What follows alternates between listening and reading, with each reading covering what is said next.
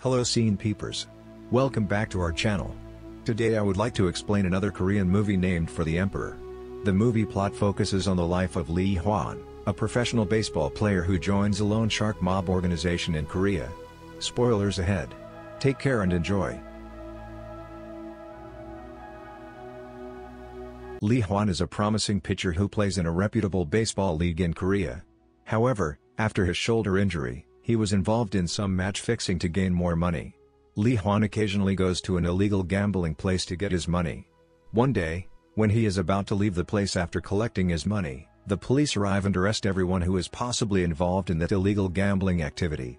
Although Lee-Hwan tries hard to escape and fight those police, they manage to seize him. In the end, they release him, but the incident ruins his professional career. Lee-Hwan got kicked out of the league. Realizing that he has lost everything, Lee-Hwan goes to the loan shark to get all the money from the last match fixing. The loan shark refuses to give him the money. However, since Lee-Hwan is very good at fighting, he beats all of them brutally until they are severely injured and have to be hospitalized. Meanwhile, Lee-Hwan is still in perfect condition after that crazy fight. At the hospital, after seeing what he had done to his subordinate, the loan shark's big boss named Song-ho sees potential in him. Lee-Hwan then is invited to meet Song-ho. Song-ho wants to test him, giving Lee-Hwan a job to collect the debt from a violent fishmonger in the market. Lee-Hwan then takes the job and goes to the market with his fellow gangmates to meet the fishmonger. At first, he didn't want to be involved. He just watches how his fellow gangmates handle that person. After seeing his fellow gangmates get beaten, Lee-Hwan goes to face the fishmonger. It is revealed in the movie that the violent fishmonger is a former thug. At first, he lets the fishmonger beat him a couple of times. Suddenly, anger rises in him. After several knockouts, Lee-Hwan throws the fishmonger's body into a large icebox and hits him with a frozen fish until the latter loses consciousness. That day, he collected the money successfully. Acknowledging his ability, Song-ho offers Lee-Hwan a permanent position in his mob organization, which he later accepts. Soon after he begins his work in that mob, Lee-Hwan is invited to the Temptation Bar, a place to find some female company. The bar is managed by a beautiful woman called Cha Yun-soo.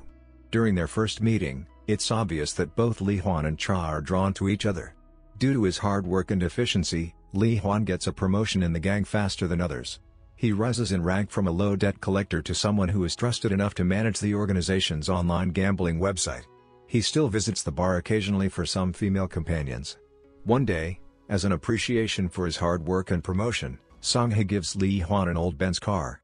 He tells Lee-Hwan that the car will be a symbol of social status. Not long after he gets the car from Song-ho, Lee-Hwan, who can't hold his feelings for Cha anymore, comes to the bar more and more often. He is still very attracted to her and can't stop thinking about her. However, in the end, it's Cha who makes the first move and asks Lee-Hwan for a date. The following day, the two go out for a brief stroll around the garden. They meet an old guy whose comments on Cha indicate that he ever slept with her. Lee-Hwan nearly hits the old man if Cha doesn't stop him. After meeting that old man, not wanting to continue their date again, Lee-Hwan takes Cha home. Once they arrived at her place, Lee-Hwan couldn't resist her physical attraction again. That night, they ended up having sex.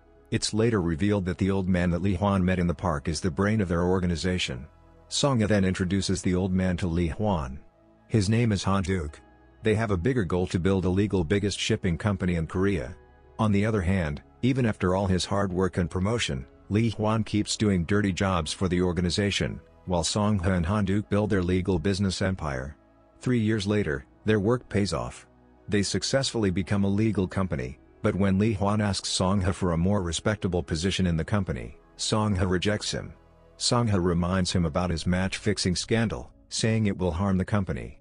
Things get more complicated when Lee-Hwan finds out that Cha still serves customers by fulfilling their sexual demands, including giving oral sex to Han-duk.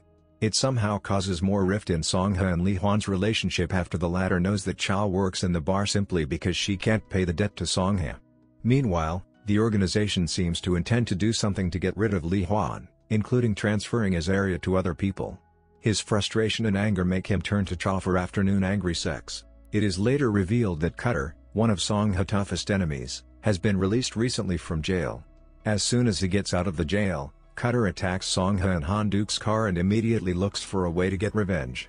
Knowing that he needs Lee-Hwan on his side more than ever, Song-ho decides to get rid of Cha. Song-ho then goes to Cha's place, telling her that their relationship will sway away Lee-Hwan's focus on their organization. At the same time, Lee-Hwan with his other gangmates goes to Cutter's place to avenge what he had done to Song-ha that afternoon. It's bloody fighting, with everyone swinging their knives at each other. At the end of the fighting, he gets confused and mad, even stabbing one of his gangmates until the latter loses his consciousness. Even after those terrifying fights, they fail to kill Cutter since he isn't there when they attack. Lee-Hwan later gets back to Cha's place only to find her gone, while his other gangmates take their friend to the hospital. He somehow knows that Cha's disappearance must be related to Song-ha. Later, he is summoned by Song-ha to the Temptation Bar to explain that stabbing incident. It remained unclear whether Lee-Hwan purposely stabbed his friend, but Song-ha gave him a hard warning because of his recent reckless behaviors. Unfortunately, when he is about to leave the bar, Song-ha is attacked by Cutter. Cutter then takes him to another place and beats him hard, almost killing him if Lee-Hwan doesn't show up on time.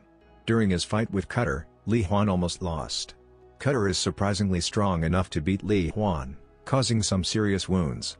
However, Lee-Hwan can move faster and uses his only chance to choke Cutter, before throwing him into a broken fridge and hitting him simultaneously. He manages to save Song-ha's life that day. Before he is beaten to death by Lee-Hwan, Cutter provokes him, saying he is only a chess piece for Song-ha, and he will never get a decent acknowledgement even for all he has done for the organization. The trigger pushes Lee-Hwan to betray Song-ha. Not long after that, with some evidence provided by Lee-Hwan, Song-ha is arrested. Lee-Hwan takes his place as the head of the organization and also the enterprises. He becomes the owner of that shipping business. However, although he successfully gets rid of Song-ha, he forgets about Han-duk. Han-duk's existence as the brain of his organization somehow starts to irritate Lee-Hwan, especially when the old man talks down to him every time they meet. It's later revealed that Han-duk wants to throw him down from his position in the corporation, but Lee-Hwan moves faster than him. Again, before Han-duk's subordinate kills Lee-Hwan, the cops come to arrest Han-duk. With both Han-duk and Song-ha being in jail, Lee-Hwan now officially rules over the whole organization and business. With his position, he easily finds Cha, but decides not to bring her back, thinking that she probably doesn't want him in her life. Meanwhile, Han-duk, who still has a connection in the police department, somehow finds a way to let Song-ha out. He thinks Song-ha will stand beside him forever, and they can rebuild their empire together again after getting rid of Lee-Hwan.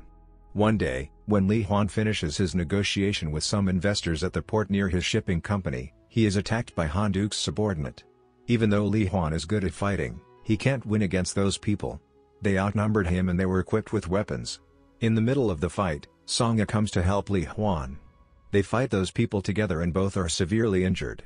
Fortunately, Song-ha still has some energy to take Lee-Hwan and himself to the nearest yacht. They beat some people there and escape together with the boat. In the boat, both bleeding severely, Lee-Hwan and Song-ha share their last conversation along with a cigarette. At the end of the movie, Lee-Hwan asks Song-ha why he hired him in the first place. Hearing the question, Song-ha recalls some of his memories. When Lee-Hwan was a child and Song-ha was still working as a debt collector for their gang, Song-ha came to Lee-Hwan's parents' funeral to collect money. That time, Lee-Hwan beat his gang mates with a baseball. Lee-Hwan was still young, but he had a temper. Song-ha reads Lee-Hwan's name on his baseball when he returns the ball to him. Since that day, Lee-Hwan had left a deep impression on him. Subscribe to this channel for more Asian movie recaps. Please like and turn on notifications to support this channel. Thanks for watching and catch you in the next video.